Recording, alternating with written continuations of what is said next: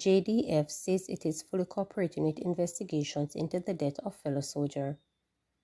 The Jamaica Defense Force JDF says it is cooperating fully with the Jamaica Constabulary Force JCF and the Independent Commission of Investigations INDECOM as they probe the circumstances surrounding the tragic killing of 20-year-old Private E.J. Jumpwell. E.J. was killed in a volatile West Kingston community of Denham Town last Friday. He was part of a team that was reportedly on foot patrol in the area when he was shot in the vicinity of Charles Street and Chestnut Lane.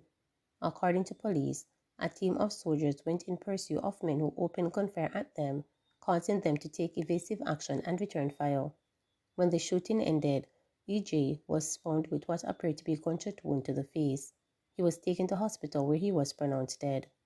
In a statement on Wednesday, the JDF shared that while they are cooperating with the police and INDECOM, it will continue its internal investigations as uncovering the facts which led to E.J.'s killing is top priority. The organization also shared that it has contacted the family of the late private and revealed that E.J.'s mother will be present at the autopsy, especially after questions were raised on whether or not the bullet that fatally struck the private came from the gunmen or members of his team. It is very important to us that there is full transparency regarding this unfortunate event. We acknowledge the concern raised by Private Mother, Ms. Reynolds, and we are committed to working with internal and external stakeholders to ensure they are addressed in a timely manner.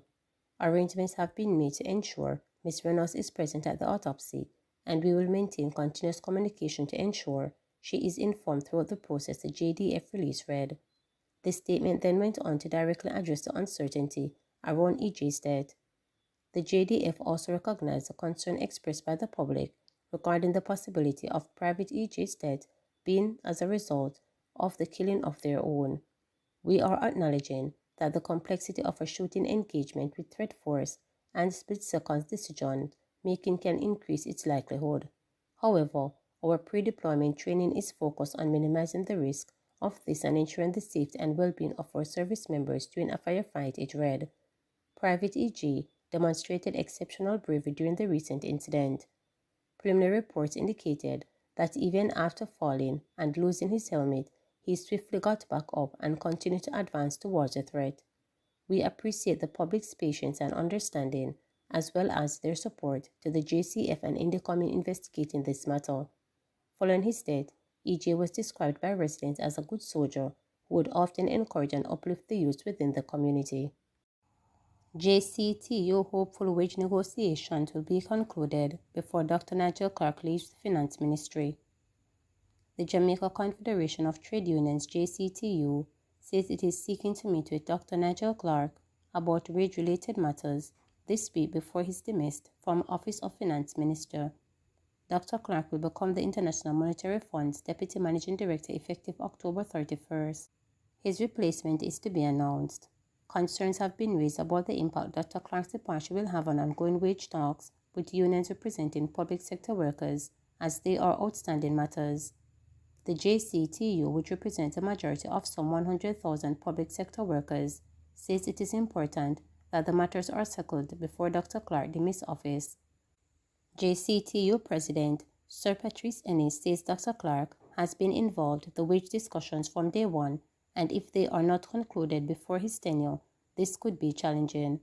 Meanwhile, Mr. Ennis says the protracted talks have caused some members to be on edge. He said failure to conclude the talks soon could result in members taking industrial action. He is a person who would have been there from the very beginning, and he would have been one of the architects, if not at the very front end, with respect to the restructuring exercise that the entire public sector underwent. So he would have the knowledge and expertise that his successor wouldn't have. But hopefully we are able to conclude prior to his departure. And currently what we are trying to do is to have a meeting sometime this week. I know the week will soon come to an end, but we are still trying to have a meeting to see how best we can conclude the negotiation. We believe that the discussions are at a critical stage. Many of the unions our members are on edge, not necessarily because the minister is scheduled to depart, but because the negotiation have been protracted.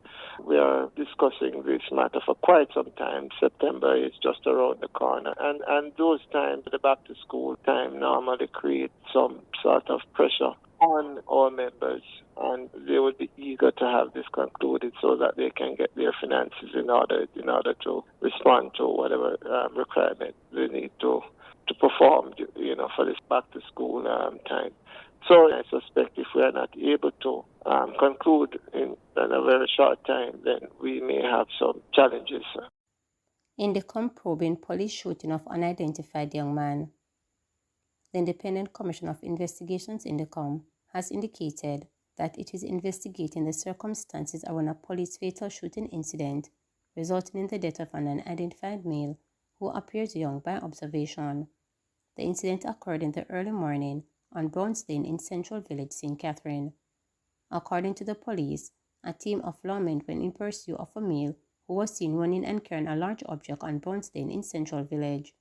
During the pursuit, the male was alleged to have brandished a firearm and fired at the police. The lawmen reported that they fired in response to the male's action.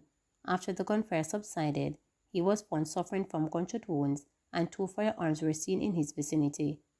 The 2 recovered firearms were a Springfield 9mm pistol and an M16 rifle, which was wrapped in a transparent bag.